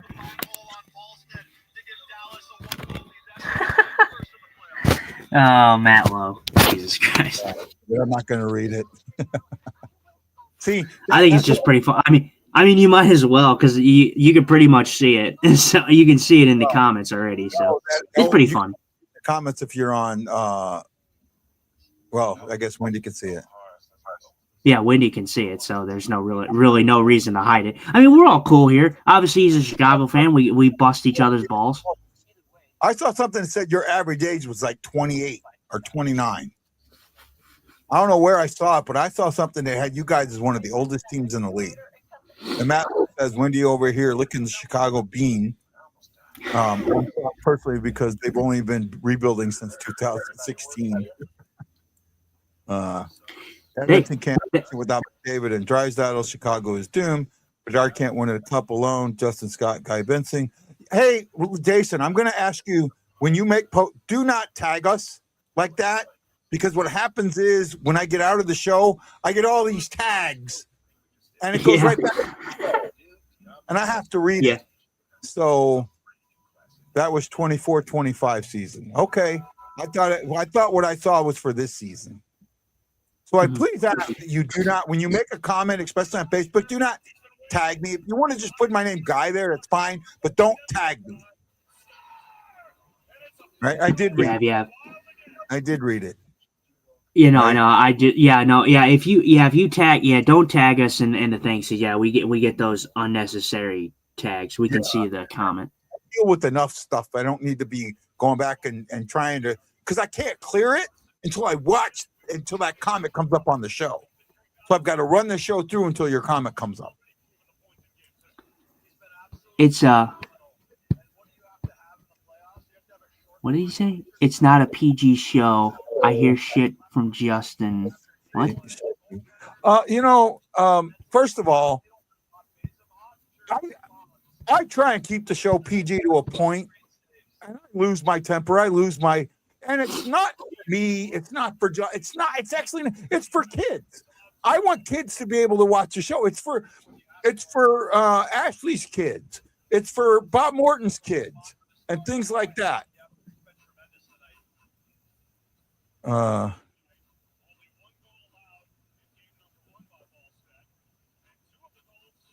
No, it's no problem, Jason. I meant to say something earlier, but when you tag all of us like that, now it's going to be really hard for me to make that go away. So that's why I wanted to say something there.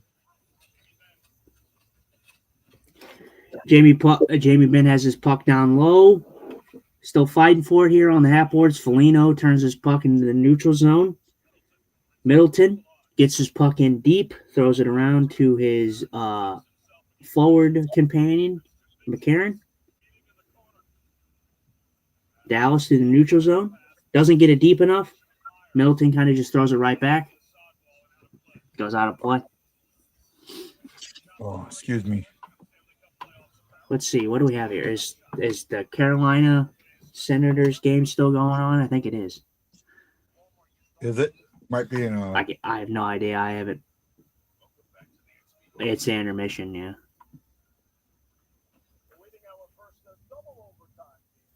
Yeah, it's an intermission. So 2-0 for Edmonton currently, which that's not all surprising. Mm-mm.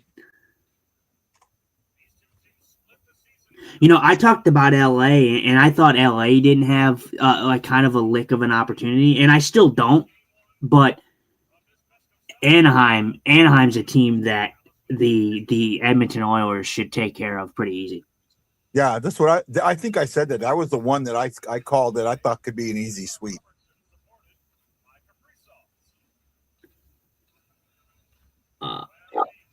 Ooh, man, he OT. drilled Yeah, him hard right there. I love this about the Kaprizov? playoffs. The 5-on-5. I love in the playoffs that it is 5-on-5, and that it does stay. It's sudden death. It goes till it's over. I love that. But you can't do that in the regular season. If you did that No, in the you regular can't. well, it's like the MLB used to do that, right? Mhm. They would keep playing, and they had games where it were 18, 19, 20 innings. And you get enough of that, it kind of destroys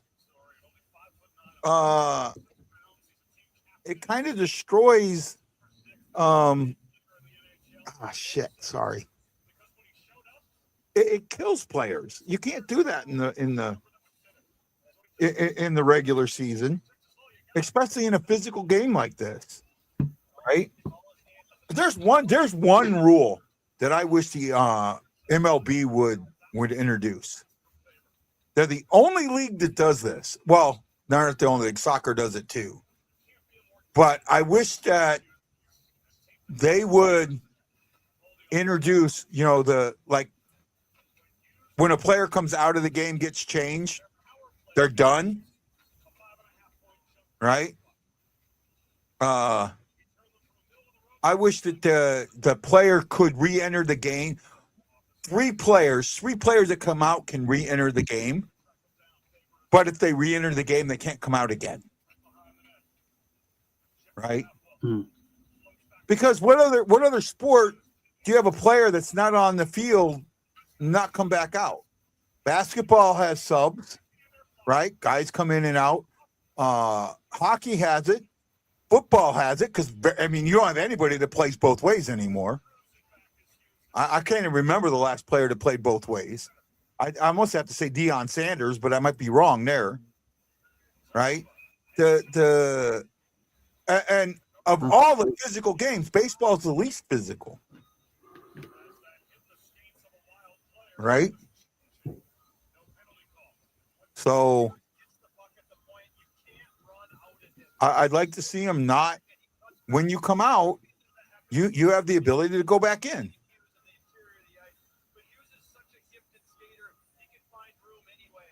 I make a defensive substitution, or I put a pinch hit a guy, and my guy gets a home run and ties the game up. Well, I want my defensive guy to go back in, right? I think that should be allowed.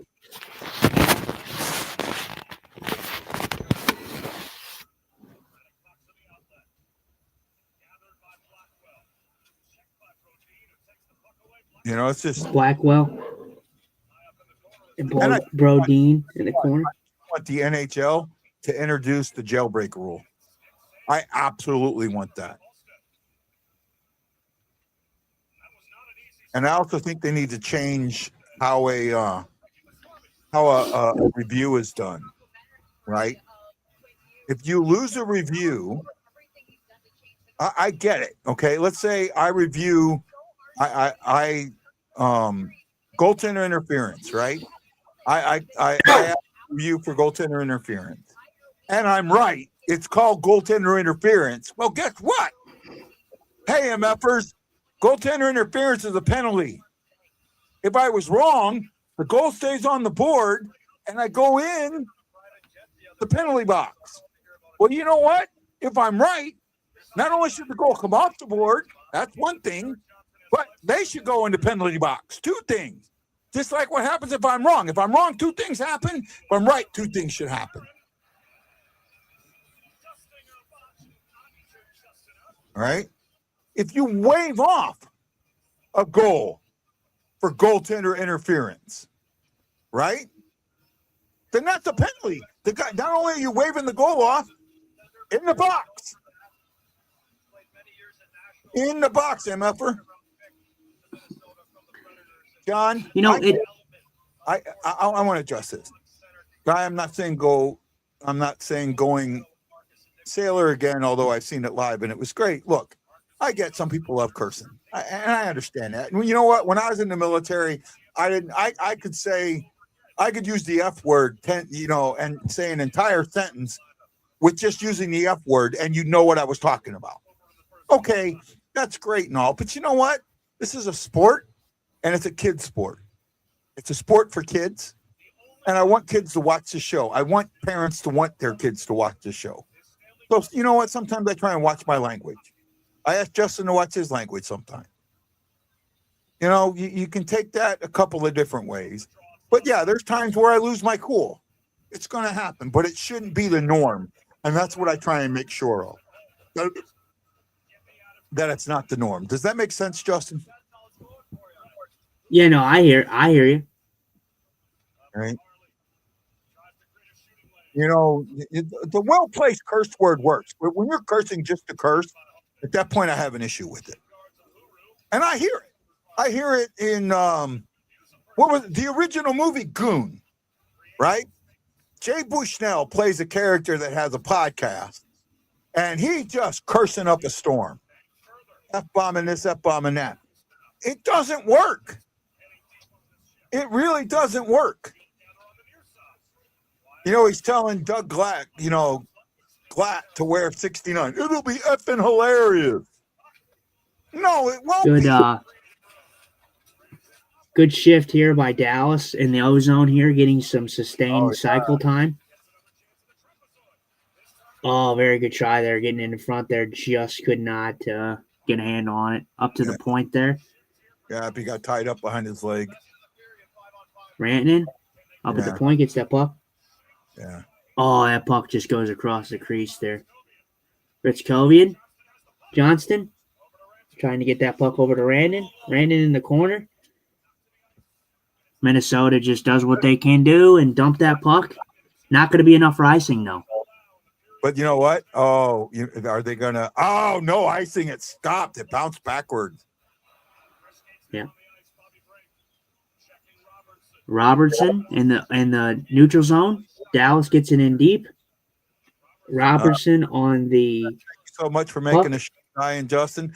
We do the best we can. Faber got absolutely drilled. Duchesne in the corner.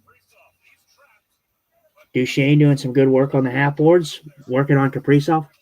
Justin, I'll make it till the end of this period, and then I'm done, man. You didn't. Did you check your messages? Yeah. Oh, messages? Messages. Yeah. No. Okay. Hold on. Because I'll have my own too, to be honest. So. Okay. I'm good with that. Yeah, I just figured we would do that just because I would love to, but these late games they kill you.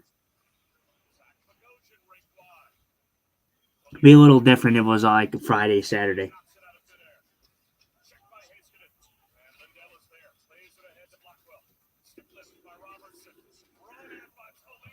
Foligno tries to take a run at Robertson, and then a good hit there by Blackwell on Eriksson.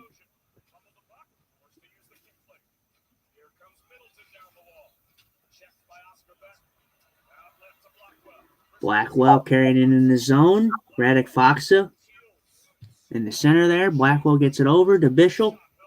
Bischel shoots this at is a spaceship away from hitting the net. God, Bischel's a big individual.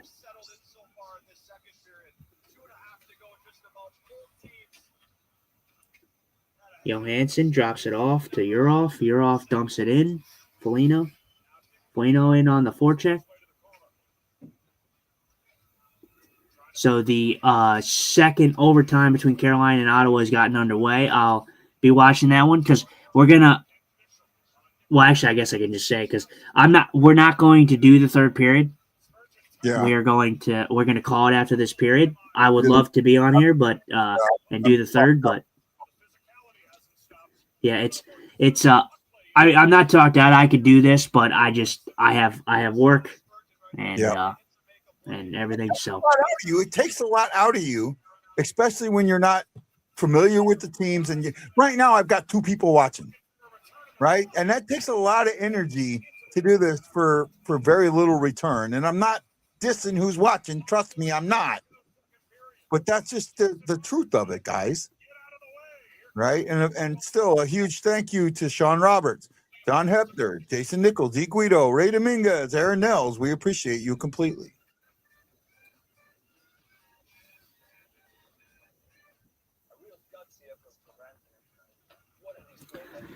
Let me go over and look real quick. Dallas and Minnesota coming up on the third period or second period intermission. Ottawa carrying this puck in the zone. Circles this puck into the corner. Not much happening there. Looking like an icing here. Shots currently 41-34 in favor of Carolina.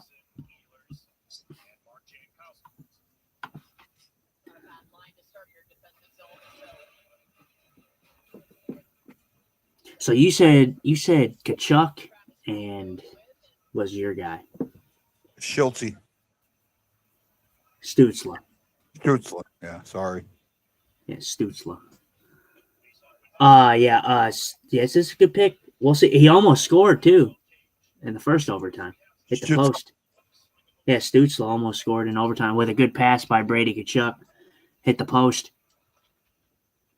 Yeah, this has been a fun series. This is going to be a fun series. I could see this going 6 or 7. But I mean, I think Ottawa needs to win this game. They need to steal one in Carolina. That'd be huge for them.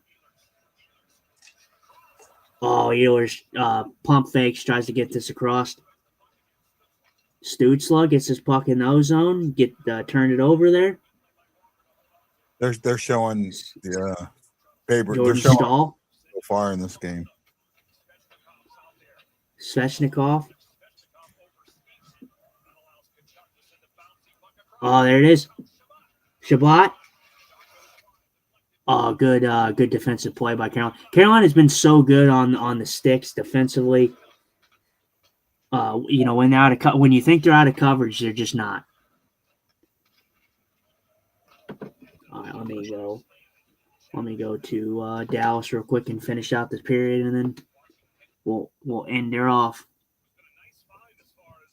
Minute and 45 to go in the Dallas game, or in the Dallas period, I should say, in the Minnesota-Dallas period, second period. Look at that. We got Kaprizov playing. They got Kaprizov out there with Tarasenko. That's interesting. Seeing as both are not centers, yeah. Tarasenko. I'll tell you what. He's an RFA or a UFA. I would not be hurt if the Blues entertain bringing him back as a third line or a fourth line guy or as a power play specialist. Yeah, the problem is Tarasenko. I don't think he'll come back.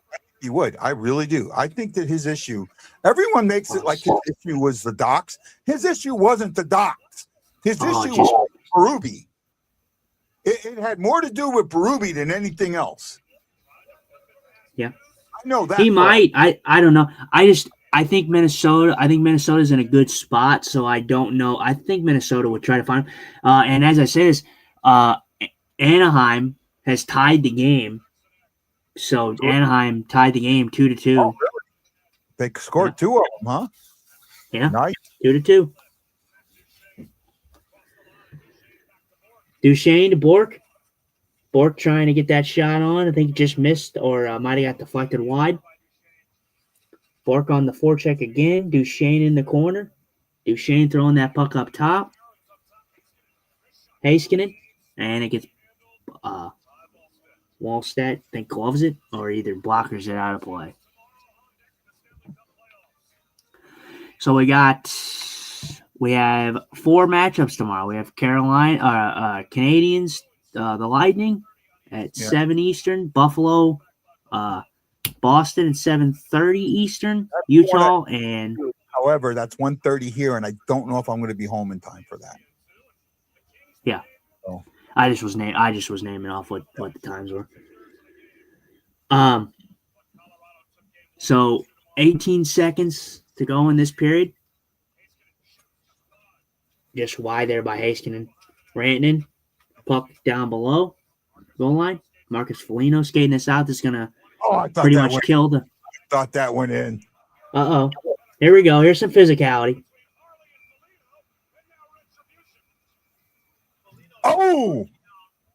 Oh yeah. Oh yeah. That's going to be that absolutely a penalty. I would be shocked if Minnesota's not shorthanded. Play. What's up? That play right there had everything to do with what happened in the St. Louis play that where no supplemental discipline got called. The headlock, throwing him down. Mm-hmm. That's the exact same thing that happened with Thomas. Yeah, I would be shocked if Minnesota does not come out of this shorthanded.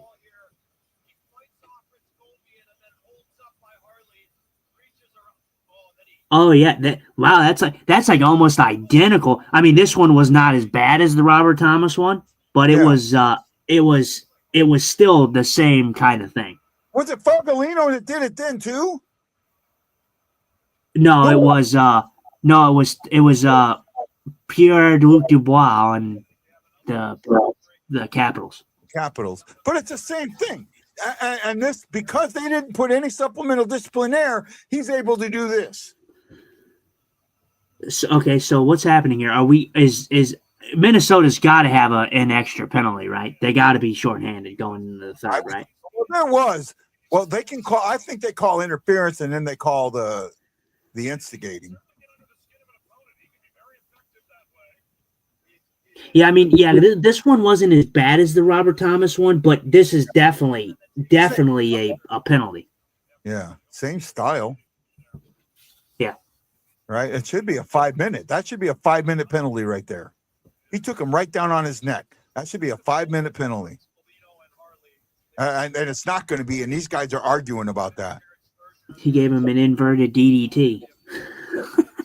Yeah, basically. They were inspired by WrestleMania this weekend. Right now they're giving Hartley and Foligno offsetting minors at the moment. Oh, okay. They gave it a major penalty, I think, but it will be reviewed.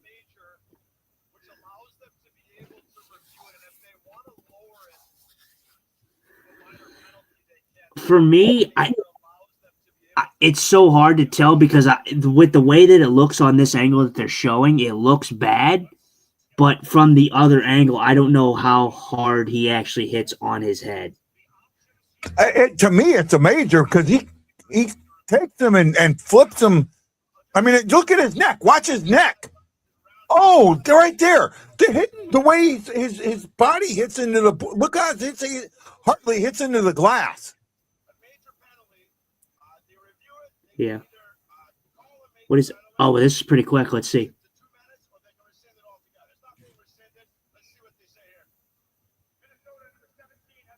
I think that's a major straight up. He got a double minor.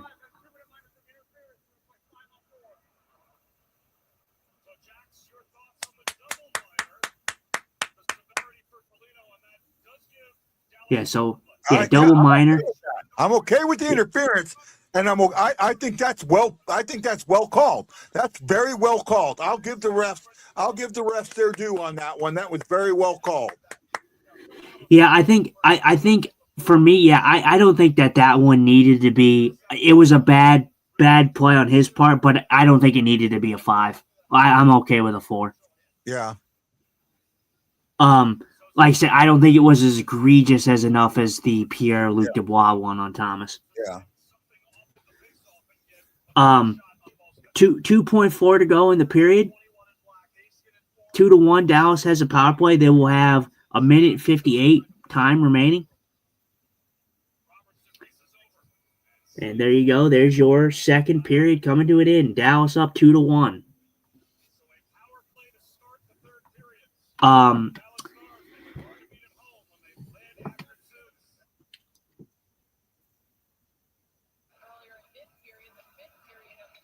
Well, it's going to be a good one. Hey, man, I'm done. I just can't handle it anymore. Guys' teeth are hurting. I wish I could do the third, but it is getting late. I got to work early, so we're going to call it. Thanks for joining us. I will try to. I'll watch the third period. I'll try to get some notes out on it, and I will do what I did for the Colorado LA game and kind of put my thoughts out, and I'll cover the Carolina game as well. Okay. Well, I'm just going to ask you this: who's late for dinner? Where the boys? Where they at? Hawaii Blues fan, we're bleeding blue with you. Let's go Blues! Let's go Blues! Let's go Blues! This is Guy, the Hawaii Blues fan, for my co-host Justin Eagle Eye Scott, letting you know that I am bleeding blue with you. And as always, let's go Blues. See you soon on the Blue Note Fan Report. Aloha.